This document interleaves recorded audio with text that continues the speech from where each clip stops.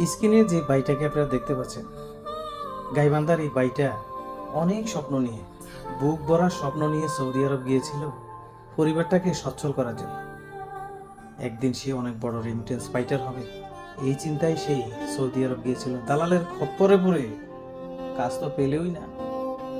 কয়েকটা দিন না খেয়ে না ঘুমিয়ে বাইটি না বেরোর দেশে চলে গেল। এই চাইতে এই পরিবারটার জন্য, ওনার পরিবারটার জন্য হচ্ছে বড় কষ্টের আর কি হতে পারে? কে দেখভাল করবে তার পরিবারটাকে? গরিব মায়ের সন্তান।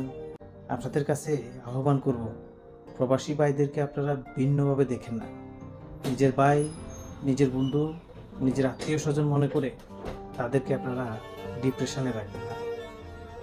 দালাল কখন কাকে কিভাবে নিঃস্ব করে দেয়, জীবন পর্যন্ত কেড়ে নিল। এই দালালের খপ্পরে পড়ে এই ভাইটার জীবনটা পর্যন্ত চলে গেল। প্রবাসীরা ভালো নেই আসলে, তবে কয়েকজন ভালো আছে। আপনারা দোয়া করবেন আমাদের জন্য।